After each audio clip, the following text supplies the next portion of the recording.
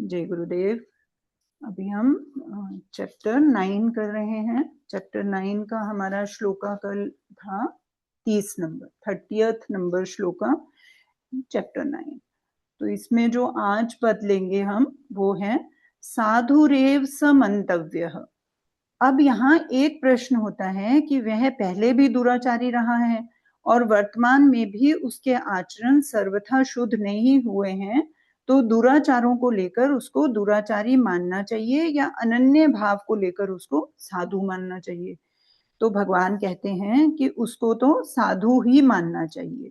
यहाँ मंतव्य विधि वचन है, अर्थात यह भगवान की विशेष आज्ञा है ना, कि पहले वो दुराचारी था तो अभी भी हम उसको दुराचारी माने, या अब जो अनन्य भाव उसमें जागृत हो गया है उसको लेकर हम उसको साधु माने, क्या माने। तो यहाँ पे तो भगवान ने ऑर्डर ही कर दिया हमें कि उसको साधु ही मानना है हमें, we don't have any option. तो मानने की बात वहीं कही जाती है जहां साधुता नहीं दिखती है ना। अगर तो साधु दिख ही रहा होता वो तो फिर मानना क्या था, वो तो प्रत्यक्ष है। लेकिन भगवान कह रहे हैं उसको मानना है, क्योंकि कुछ ना कुछ दुराचार अभी भी हैं उसके अंदर, पूरी तरह से खत्म नहीं हुए हैं। अगर उसमें किंचित मात्र भी दुराचार ना होते तो भगवान उसको साधु ही मानना चाहिए, ऐसा क्यों कहते। तो भगवान के कहने से यही सिद्ध होता है कि उसमें अभी दुराचार है, वह दुराचारों से सर्वथा रहित नहीं हुआ है। इसलिए भगवान कहते हैं कि वह अभी सांगोपांग साधु नहीं हुआ है, तो भी उसको साधु ही मानना चाहिए। अर्थात बाहर से उसके आचरणों में क्रियाओं में कोई कमी भी देखने में आ जाए तो भी वह असाधु नहीं है, क्योंकि वो मेरा अनन्य भक्त बन चुका है।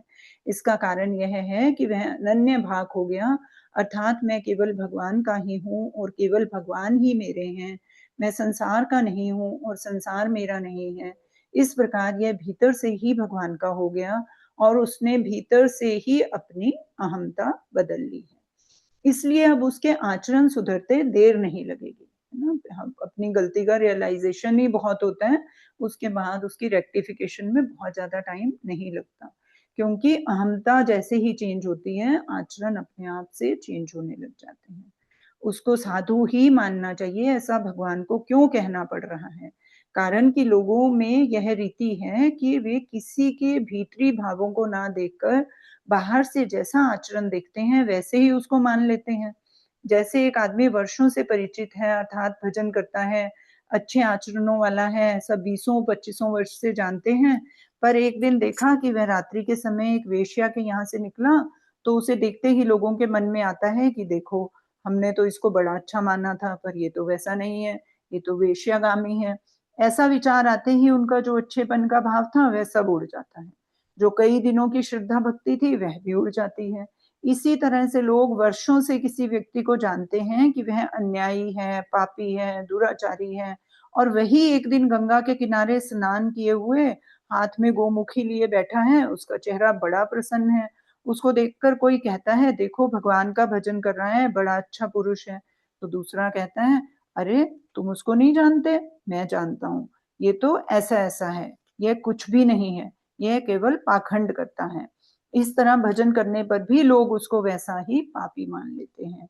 और उधर साधन भजन करने वाले को भी वेश्या के घर से निकलता हुआ देखकर खराब मान लेते हैं।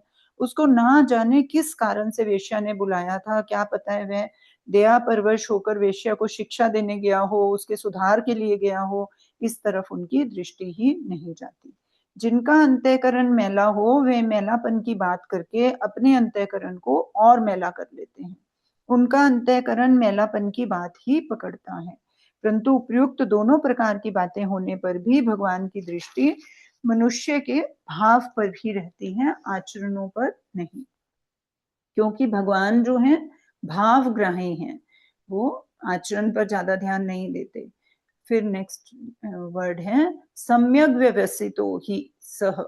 दूसरे अध्याय में कर्म योग के प्रकरण में व्यवसायत्मका बुद्धि की बात आई है, अर्थात वहां पहले बुद्धि में यह निश्चय होता है कि मेरे को राग द्वेष नहीं करने हैं, कर्तव्य कर्म करते हुए सिद्धि असिद्धि में सम रहना है। अतः कर्तव्य कर्म योगी की बुद्धि व्यवसायत्मका होती है और यहाँ कर्ता स्वयं व्यवसित है। कारण कि मैं केवल भगवान का हूं और मेरा काम केवल भजन करना है, यह निश्चय स्वयं का है, बुद्धि का नहीं है। अतः सम्यक निश्चय वाले की स्थिति भगवान में है। तात्पर्य यह हुआ कि यहाँ निश्चय कारण बुद्धि में है और यहाँ निश्चय करता स्वयं में है। पहले जो बुद्धि करती थी वो व्यवसाय की तरफ जाती थी, व्यवसाय में करण था, लेकिन जब स्वयं में आ गया तो व्यवसित हो गया, वो एक मत हो गया। करण में निश्चय होने पर भी जब कर्ता परमात्मा तत्व से अभिन्न हो जाता है तो फिर कर्ता में निश्चय होने पर करण में भी निश्चय हो जाए, इसमें तो कहना ही क्या। तो स्वयं में निश्चय बुद्धि हो गई और उसकी जो स्वयं की निश्चय बुद्धि है वो हमारी बुद्धि में, कर्म करने वाली बुद्धि में भी उससे प्रभावित हो गई। तो फिर दोनों ही चीजें एक रास्ते पर चल पड़ी तो फिर और फायदा होना शुरू हो जाता है हमें। जब जहां बुद्धि का निश्चय होता है वहां पर निश्चय तब तक एक रूप नहीं रहता जब तक स्वयं कर्ता उस निश्चय के साथ नहीं मिल जाता। जैसे सत्संग स्वाध्याय के समय मनुष्यों का ऐसा निश्चय होता है कि अब तो केवल भजन स्मरण ही करेंगे, परंतु यह निश्चय सत्संग स्वाध्याय के बाद खत्म, स्थिर नहीं रहता। इसमें कारण यह है कि उनकी स्वयं की स्वाभाविक रुचि केवल परमात्मा की तरफ नहीं है, जो अहम है वो परमात्मा की तरफ नहीं चल रहा, प्रत्युत साथ में वो संसार का सुख आराम लेने की रुचि में भी लगा हुआ है। परंतु जब वह स्वयं का निश्चय हो जाता है कि अब हमें परमात्मा की तरफ चलना है तो फिर निश्चय नहीं मिटता, क्योंकि ये निश्चय जो है स्वयं का है। जैसे कन्या का विवाह होने पर अब मैं पति की हो गई, अब मेरे को पति घर का काम करना है, ऐसा निश्चय स्वयं में हो जाने से कभी नहीं मिटता, परंतु बिना याद किए हरदम ही याद रहता है। इसका कारण यह है कि उसने स्वयं को पति का मान लिया। ऐसे ही जब मैं यह निश्चय, मनुष्य यह निश्चय कर लेता है मैं भगवान का हूँ और केवल भगवान का ही काम भजन करना है, भजन के सिवाय और कोई काम नहीं, किसी काम से कोई मतलब नहीं, तो यह निश्चय स्वयं का होने से सदा के लिए पक्का हो जाता है, फिर कभी मिटता नहीं। इसलिए भगवान कहते हैं उसको साधु ही मानना चाहिए, केवल मानने की बात नहीं है, क्योंकि स्वयं का निश्चय होने से वो बहुत जल्दी जो है धर्मात्मा बन जाता है। भक्ति योग की दृष्टि से संपूर्ण दुर्गुण दुराचार भगवान की विमुखता पर ही टिके रहते हैं। जब प्राणी अनन्य भाव से भगवान के सम्मुख हो जाता है तो सब दुर्गुण दुराचार मिट जाते हैं।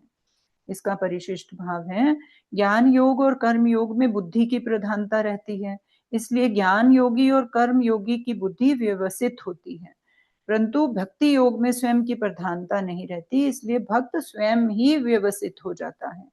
मन बुद्धि में बैठी हुई बात की विस्मृति हो सकती है पर स्वयं में बैठी हुई बात की विस्मृति नहीं हो सकती, कारण कि मन बुद्धि अपने साथ निरंतर नहीं रहते। सुषुप्ति में हमें उनके अभाव का अनुभव होता है, परंतु स्वयं के अभाव का अनुभव कभी किसी को नहीं होता। जो स्वयं में बात रहती है वह अखंड रहती है, इसलिए मैं भगवान का हूँ और भगवान मेरे हैं, यह स्वीकृति स्वयं में होती है, मन बुद्धि में नहीं होती।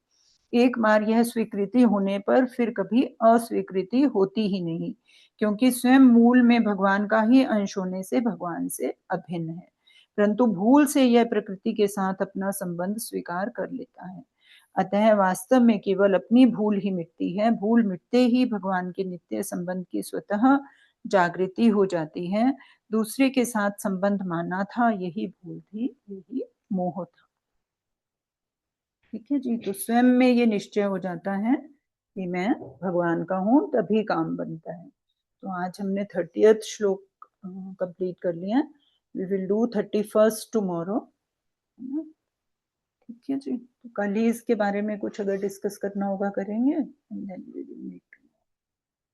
है जी, जय गुरुदेव। जय गुरुदेव। जय गुरुदेव जी। जय गुरुदेव। जय गुरुदेव। जय गुरुदेव।